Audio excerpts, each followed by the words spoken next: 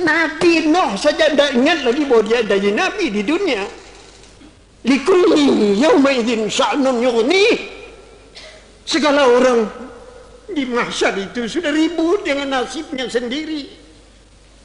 Munawir Syazili masih ingat dia jadi menteri agama di mahsyar? Tidak bisa. Tidak bisa. Hasan Basri ketua MUI, orang nabi saja tidak tahu lagi bahwa dia nabi. Itu yang namanya mahsyar. Coba kamu ketarik, saya lihat ini. Kamu tahu istrinya Rasulullah yang paling muda siapa? Aisyah. Aisyah itu mendengar kabar bahwa di padang mahsyar itu segala laki-laki perempuan berkumpul. Tahu asosiasinya Aisyah? Ditanyakan, ya Rasulullah, ada tabir di sana apa enggak? Laki-laki perempuan campur apa pakai tabir apa enggak? Ya Rasulullah mengatakan, ya Aisyah, Aisyah, likulli yawma idzin sya'nun yughni. Orang tidak tahu lagi bahwa dia laki-laki, bahwa di samping ini perempuan. Nabi saja tidak tahu bahwa dia jadi nabi, apalagi mau cari pacar di sana, mau cari. Ya Allah, kalau masih di Jakarta, kamu matamu boleh kacamata hitam juga boleh dipakai. Tapi kalau di mahsyar nanti orang tidak tahu lagi bahwa dia jadi nabi. Akhirnya Musa ketemu dengan Nuh. Nuh, dengan syafaatmu minta kalau kepada Tuhan supaya perkara kami ditimbang. Saya, katanya Nuh, saya akan memintakan kepada Tuhan.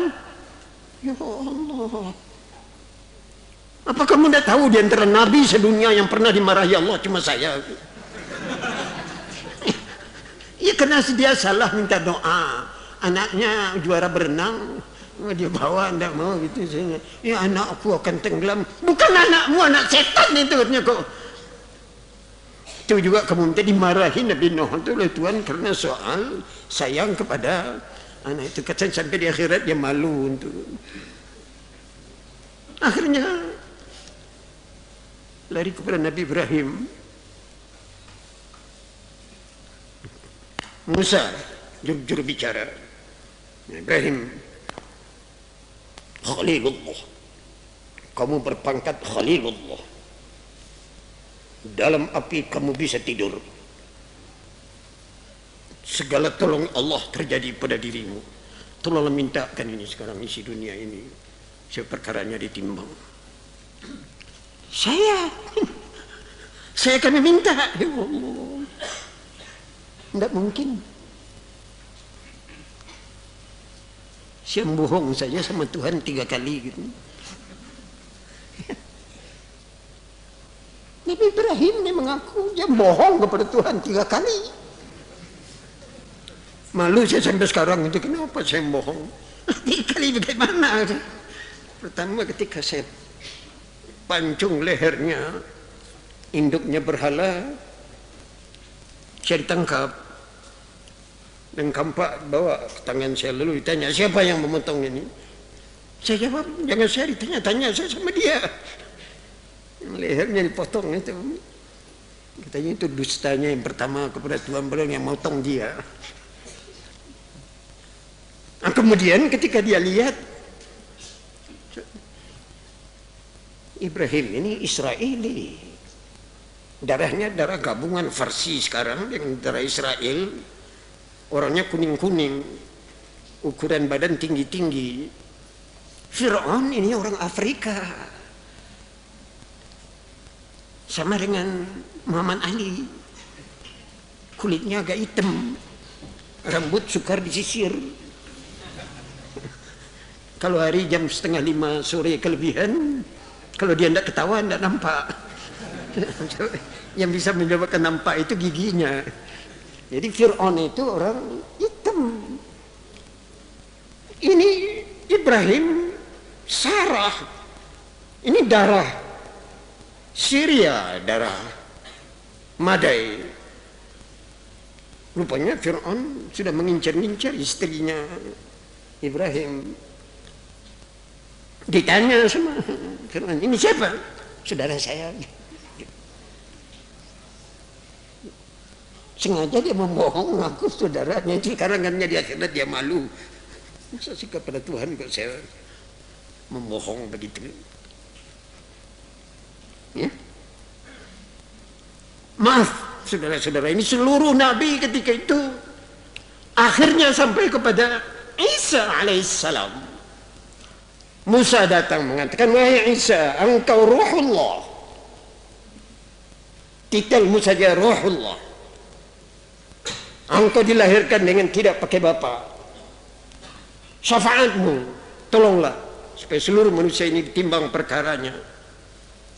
Apa jawabnya Isa? Saya akan menghadap ke Tuhan. Ya Allah.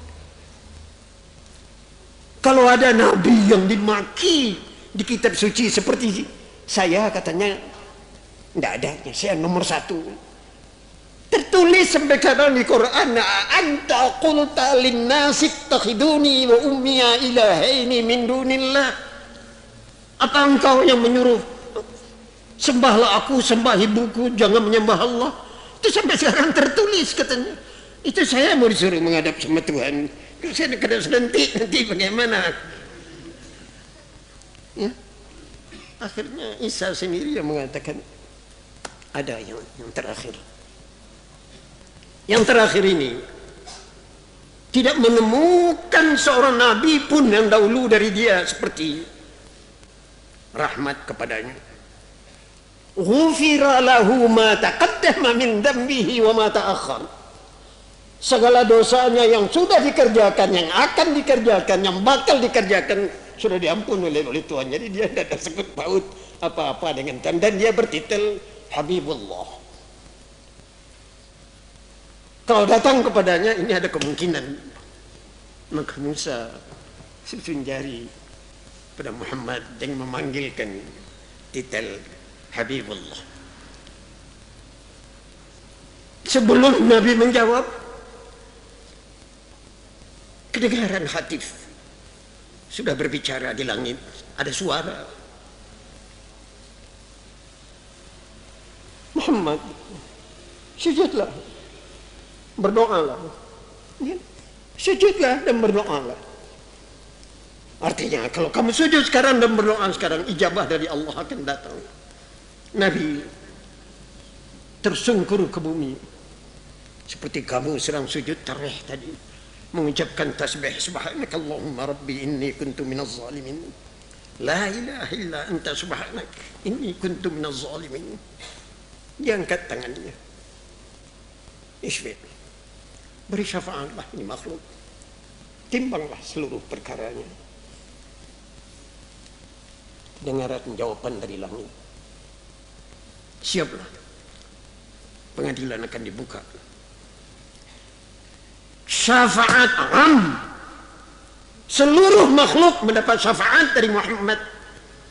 Sesudah segala nabi tidak bisa memberi syafaat. Ditimbanglah perkara, dan Jibril diberitahu oleh Tuhan, pemeriksaan pertama akan didahulukan kepada orang yang datangnya ke dunia terakhir.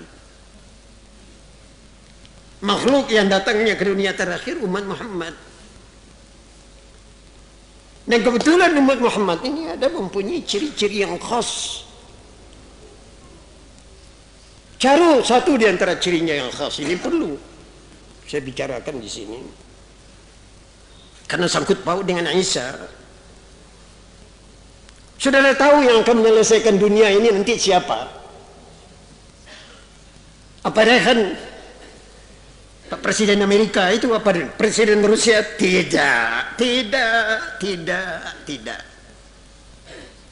Yang akan menyelesaikan ini, yang namanya dipakai sekarang untuk pokok sengketa dunia.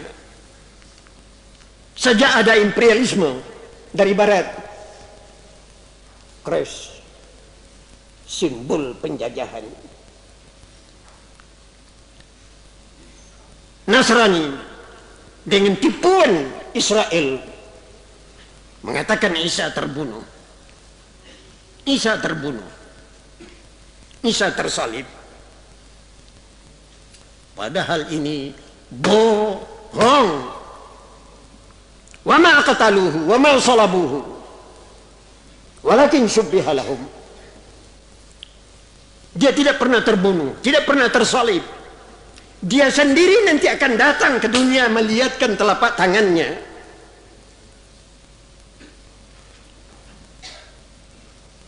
Melihatkan telapak tangannya bahwa dia tidak tersalib dan tidak terbunuh.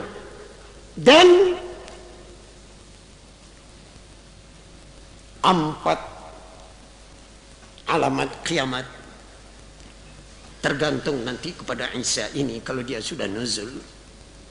Yang pertama, kekacauan dunia pada akhir zaman ini berpusat pada kalimat Dajjal. Setiap tahiyat kamu berdoa minta lindungan fitnatil masih Dajjal. Dajjal, Dajjal, Dajjal. Kadang-kadang dipanggilkan dengan kalimat jamak, Dajjaluna, Kadzabuna, yaitu kekuasaan yang di tangannya terletak neraka, di tangannya terletak surga. Kalau kiai-kiai turut dia dapat surga. Kalau melawan sedikit kena selentik masuk penjara. Ini teorinya Dajjal. Dajjal, Dajjal. Kamu tahu siapa yang akan membunuh Dajjal ini? Ibni Maryam. Isa akan datang turun dari langit, khas dikirim Tuhan ke dunia, membunuh 2 macam makhluk. Satu namanya Dajjaluna, Kadzabuna, itu akan terbunuh di tangannya. Yang kedua Ya'juj dan Ma'juj, Yakhukh dan Makhukh, makhluk yang pernah ketemu dengan Dzulkarnain ketika Dzulkarnain hendak membuat dam di utara dunia, ketemu dengan umat, dan umat ini akan mengganggu di akhir zaman karena dia memakan bangkai manusia dan menghabiskan sumber air. Allah menjadikan Isa Al-Masih penutup kedua cerita ini, yang akan membunuh Dajjal Isa, yang akan membunuh Ya'juj dan Ma'juj Isa. Sekarang yang paling penting, yang paling ditakuti oleh dunia. Sudah tahu apa yang paling ditakuti dunia sekarang?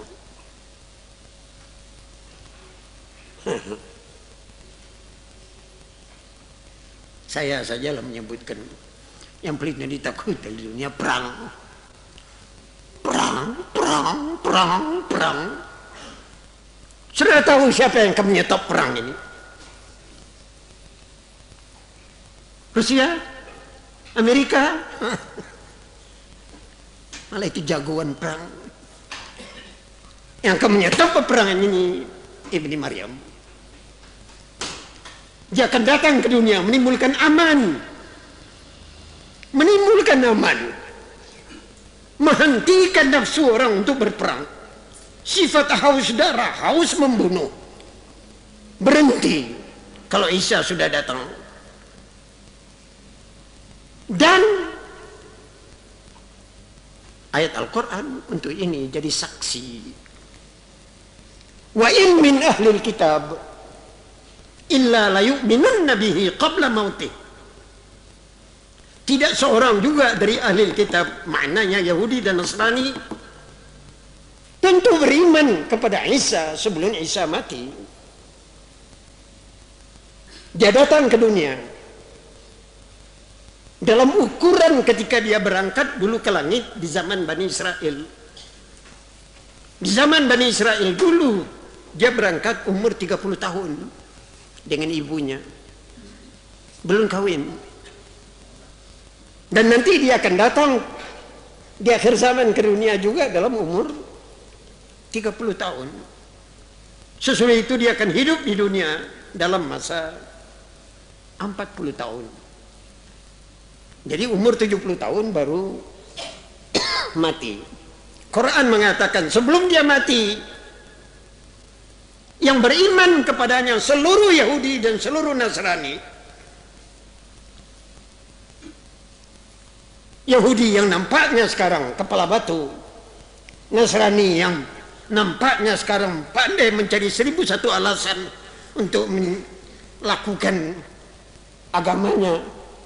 Mereka ini dua-dua nanti akan beriman kepada Isa sebelum Isa mati. Allah, bagaimana letaknya umat Islam? Inilah yang diratapi oleh Nabi kita. Nabi kita menangis, mengatakan, wa kaifa antum idza nazala fikum ibnu Maryam wa imamukum minkum. Bagaimana nasibmu nanti, wahai umatku, kalau Ibnu Maryam sudah turun ke dunia, sedang pimpinan harus di tanganmu. Wa imamukum minkum. Untuk jadi imam salat tarawih saja Nabi Isa disuruh tidak mau. Enggak dengan saya, katanya saya ini jadi pengikutnya Muhammad sekarang. Pangkat menjadi imam itu mesti di tangan umat Muhammad. Jadi kamu yang jadi imam. Lah kebetulan umat Islam sekarang segala-galanya pandai, kecuali satu, jadi pemimpin. Nabi kita sudah mengetahui ini. Bagaimana nasibmu nanti kalau Isa sudah turun ke dunia? Perdamaian di dunia dia ciptakan, peperangan dia hentikan, damai dan rukun dia ciptakan. Saudara tahu bentuknya, rukunnya dunia, damainya dunia kalau Isa sudah nuzul. Anak-anakmu tidak perlu kamu belikan permainan dari Jepang, alat-alat mainan dari Singapura. Kenapa? Ular kobra yang bisa dipakai oleh tukang sunglap untuk main ular, itu bisa main-main dengan anakmu. Mulutnya ular itu dia buka giginya, dia tarik-tarik keluar. Itu jadi alat permainan anak-anakmu. Jadi artinya anak kita nanti akan bermain dengan ular kobra. Lah saudara-saudara yang mau mengadakan ranch, mau mengadakan kebun kambing, mau mengadakan peternakan di Kalimantan, tidak perlu bingung mencari buruh dari Jawa penjaga. Oleh karena macan-macan yang ada sekarang di Kalimantan itu ahli menggembalakan kambing. Jadi akan menggembalakan kambing nanti macan. Susah apa lagi? Begini bentuknya dunia kalau Isa sudah nuzul. Pertanyaan, apa masa ini masih jauh? Menurut perasaan saya tidak akan jauh lagi. Melihat kacaunya dunia sekarang ini, melihat hebatnya Taha wa asrar hayatad dunia, sudah sakit kepala kita melihat bentuknya dunia. Sudah kita rindu sekali supaya nuzulnya Isa ini tambah mendekat. Mudah-mudahan doa Ramadan, doa Ramadan, doa Ramadan, akhir dari ayat wa amma man khafa maqama rabbih wa nahan nafsa 'anil hawa fa innal jannata hiyal ma'wa. Wa amma man khafa maqama rabbih, di sini kalimat khafa diarahkan kepada maqama rabbi. Rabb artinya Tuhan, maqama rabbi martabat Tuhan, pangkatnya Tuhan. Awalnya ayat wa amma man khafa maqama rabbih, orang yang takut kepada kedudukan Tuhannya. Tidak disebutkan di sini zatnya Tuhan dan tidak disebutkan namanya Tuhan, tapi maqama rabbih, ke sini arahnya khauf. Wa amma man khafa maqama rabbih, siapa yang takut kepada kedudukan Tuhannya. Ingat, tasbih di Quran kita diperintahkan mengucapkan tasbih.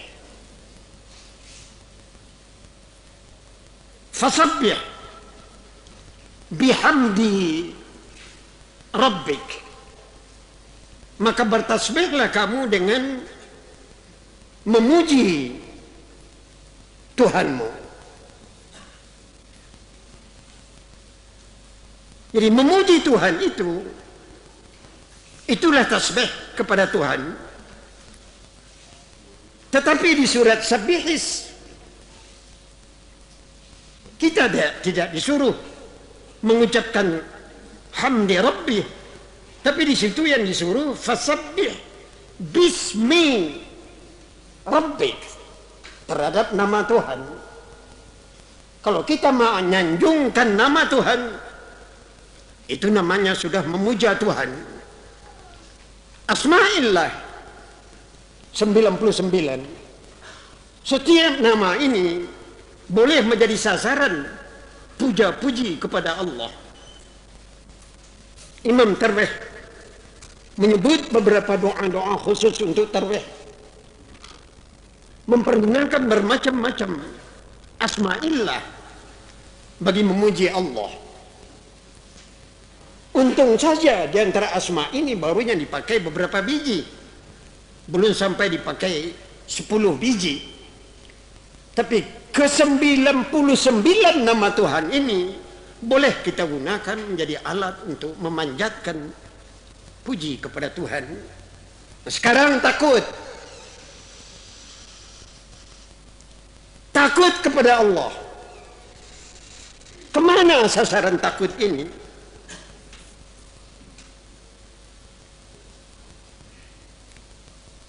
Wa amma man khafa maqama rabbih, siapa yang takut kepada maqama rabbih, tempat Tuhannya, makamnya, bahasa Indonesia biasa pangkatnya, martabatnya, bukan namanya, nama zatnya Allah. Tapi satu di antara nama pangkatnya, dilihat dari dirimu sebagai makhluk, apa pangkatnya Tuhan? Saya ulang, dilihat dari dirimu sebagai makhluk, Tuhan bagimu pangkatnya apa? 2. Berhasil, jangan yang muda ini. Kamu sebagai makhluk, dirimu sebagai makhluk, kalau kamu sadari Tuhan berpangkat apa untuk dirimu? 3. Tidak selesai. Mana yang keempat yang bisa menjawab ini? Bisa? Ini lambat-lambat. Nanti ini sebenarnya tadi sudah mau membaca itu, tapi agak ragu. Kita sebagai makhluk, pangkat Tuhan terhadap diri kita Khaliq. Kita makhluk yang menciptakan kita Tuhan. Jadi bagi kita takut kepada Allah itu jangan takut kepada dituliskan namanya di sana Allah dengan huruf besar. Maka takutlah kamu kepada namanya yang tertulis. Kepada yang tertulis takut. Takut kita kepada makamnya sebagai Khaliq. Dia yang menciptakan kita dari tidak ada menjadi ada. Sesudah dia menjadikan kita dari tidak kepada ada, dia yang memperlengkapkan ini, apa namanya ini? Alis mata. Kalau dicopot oleh Tuhan semua ini, siapa yang bisa mengganti? Ada toko pengganti alis mata di Jakarta? Tidak ada. Begini banyak dalam badan kita barang dibikin oleh Allah. Ada namanya jantung, ada namanya paru, ada namanya mata. Ini seluruhnya di bawah kekuasaan Allah sebagai Khaliq. Wa amma man khafa maqama rabbih, orang yang takut kepada kedudukan Tuhan, baru ini dilihat sebagai Khaliq. Coba dilihat dari segi yang lain.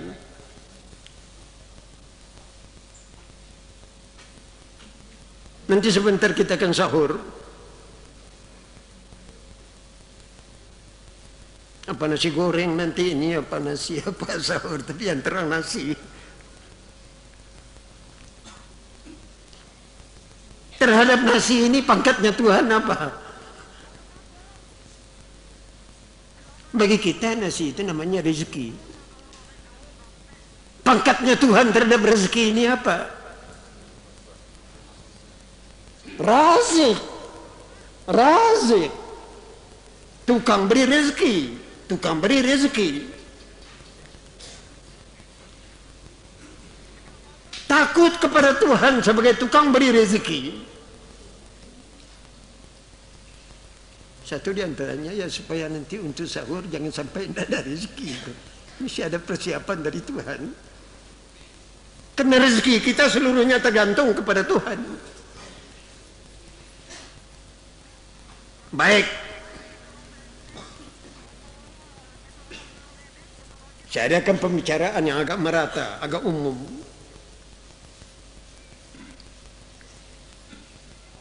Satu di antara pangkatnya Tuhan,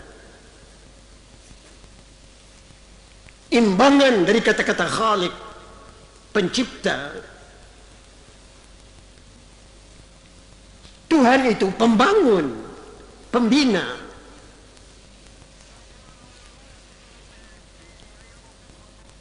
Tuhan itu membangun dan membina.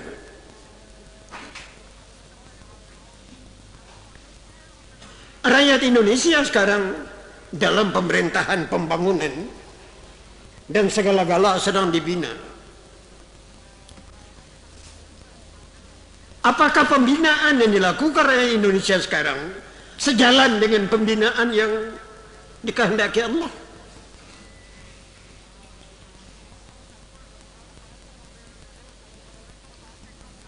Sayang di sini tidak ada menteri yang hadir mengaji. Kalau ada saya mau menanyakan, mau menjawab, mau bersoal jawab. Sebab ini saya bukan penumpang tidak sah di negeri ini. Saya rakyat sah di negeri ini, turut membina negeri ini. Kalau dibina ini negeri, berbeda dengan yang dikehendaki Allah, yang diridhai Allah. Saya mau pikir-pikir dulu. Sebab antara tagha dengan asar al-hayati dunia,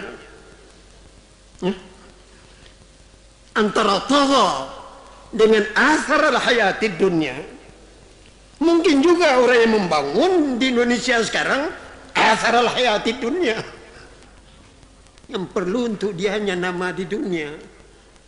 Buat melanggar masjid, pesantren digunakan jadi alat saja.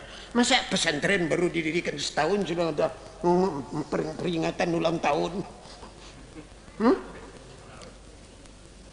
Sebab ini, apakah pembangunan kita ini nanti sesuai dengan pembangunan yang diridhai Allah? Saudara harus lihat dari ayat ini. Wa amma man tagha wa athara al-hayata ad-dunya fa innal jahima hiyal ma'wa. Segala yang akan tinggal di dunia dibina. Yang akan dibawa ke kubur kelupaan. Gepeng kamu nanti kubur. Yang akan tinggal di dunia, gedongnya kamu bina, otonya kamu bina. Maaf, saudara-saudara, pemerintah kita di zaman Hatta dan Soekarno dulu ragu kepada kalimat syariat Islam, sehingga Piagam Jakarta menjadi dalil sejarah tertolaknya syariat Islam di negara kita. Tapi itu zaman Soekarno-Hatta. Zaman sekarang sudah berubah. Kecintaan umat Islam kepada syariat Islam mungkin juga melalui perubahan, dan mungkin pengajian-pengajian semacam ini akan mulai dijelajah oleh otak-otaknya manusia yang ingin melihat hari besok untuk agama Islam dan syariat Islam. Saudara-saudara, khafa maqama rabbih, takut kepada kedudukan Tuhan.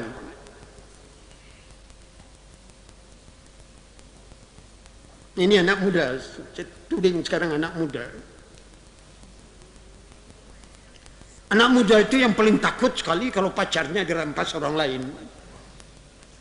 Ya, iya apa enggak? Iya, ketawa manis tuh. Iya. Memang saya waktu muda dulu juga punya keyakinan begitu.